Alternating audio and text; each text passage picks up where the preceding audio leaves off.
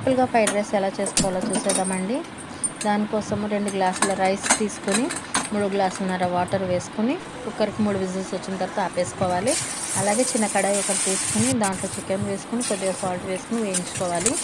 అలాగే 4 కోడిగుడ్లు, కరివేపాకు, పచ్చిమిరపకాయలు, అల్లం వెల్లుల్లి పేస్ట్ వేసుకొని బాగా వేయించుకోవాలి. ఆ తర్వాత కసూరి మేతి, కొద్దిగా రైస్ మనకి ఎంతైతే కావాలంత రైస్ వేసుకొని కొద్దిగా సాల్ట్ వేసుకొని మీకు ఇష్టమైతే కొంచెం టేస్టింగ్ సాల్ట్ కూడా వేసుకొని, అది పూర్తిగా ఆప్షనల్ అండి. ఆ తర్వాత బాగా కలుపుకోవాలి. లాస్ట్ అండ్ ఫైనల్లో చికెన్ మనం ముందుగా వేయించుకున్న చికెన్ కూడా వేసి ఒక 5 నిమిషాలు బాగా కలపాలి. ఫ్రైడ్ రైస్ అనేది ఎక్కువ కలపడం వల్లనే, వేయించడం వలన టేస్ట్ అనేది బాగా వస్తుంది. అంతేనండి, సింపుల్గా ఇంట్లో చేసుకునే ఫ్రైడ్ రైస్ అయితే రెడీ అయిపోయింది. మీకు నచ్చితే కానీ like and share and subscribe.